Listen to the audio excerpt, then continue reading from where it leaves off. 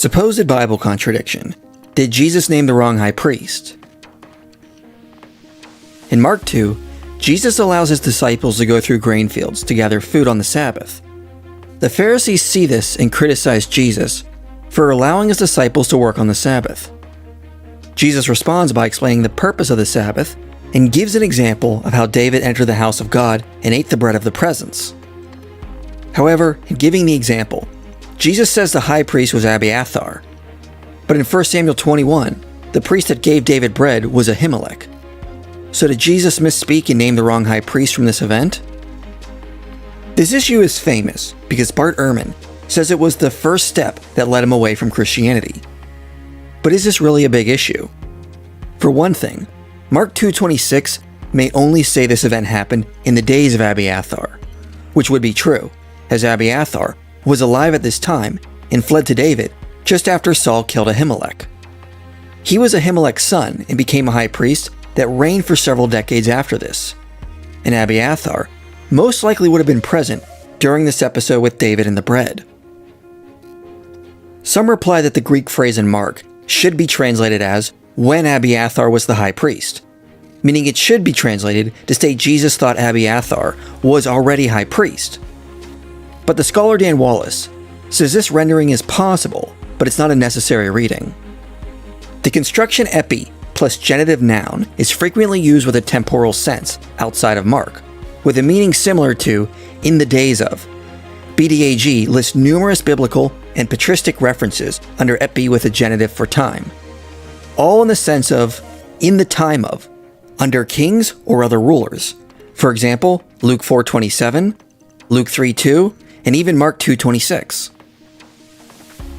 So if we apply the principle of charity, one can argue the phrase means in the time of Abiathar, and does not necessarily mean he was already high priest at the time. This would be like saying that during the life of Augustus, Cleopatra and Mark Antony died after they were defeated in battle. But their deaths happened before Octavian was given the name of Augustus. But generalizing like this, and referring to Octavian by his more well-known name Augustus, does not mean one made an error in reporting the history. The scholar Edward D. Andrews concurs with Dan Wallace and adds an example to help support this understanding. He first cites other verses where similar Greek phrasing likely means in the time of, and notes, Jesus did not state that Abiathar was high priest at the time of the incident, only in the time of. Contextually, Abiathar is actually present when the event took place. Then Andrews notes that Ehrman himself expresses himself in a similar way that Jesus did, and it doesn't mean that Ehrman made an historical error. In his book Misquoting Jesus, Ehrman states, Jesus wants to show the Pharisees that Sabbath was made for humans, not humans for the Sabbath, and so reminds them of what the great King David had done when he and his men were hungry. Now they went into the temple when Abiathar was the high priest, and ate the showbread, which was only for the priest to eat. Andrews notes that Ehrman refers to David as King David. But David was not yet king in 1 Samuel 21. Saul was still king. Ehrman also says they went into the temple. But the temple wasn't built until Solomon's reign. They went into the tabernacle at Nob.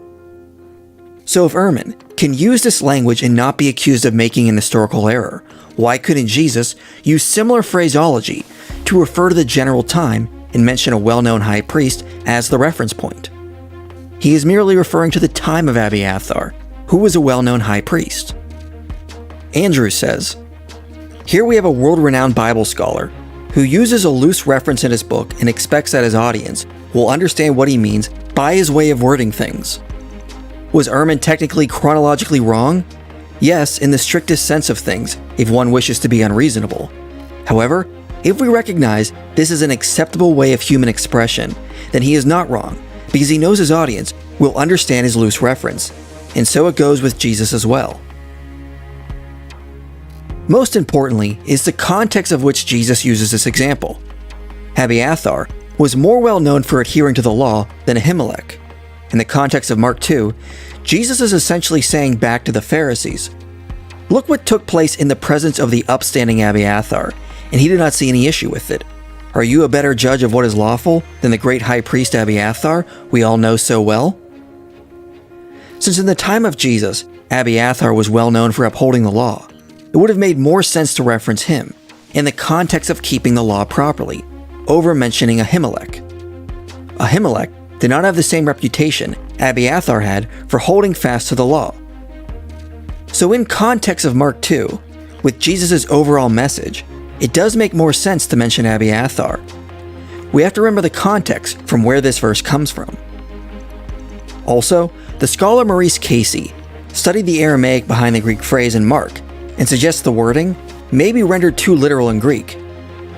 The Aramaic phrasing may only indicate that he was a great or renowned priest. Abiathar was much more important than Ahimelech, and his presence may reasonably be deduced from the narrative in 1 Samuel. High priest is an accurate description of what Abiathar was famous as, and does not necessarily carry the implication clear in Mark's Greek that he was high priest at the time of the incident. Furthermore, high priest may have meant only that he was one of the most important priestly authorities, the high priest of the later Markan narrative. Abiathar was in either case outstanding, and correct observance of the law in his days could safely be assumed. In other words, Jesus in Aramaic may only have been referring to Abiathar as a renowned priest, and not necessarily the official high priest.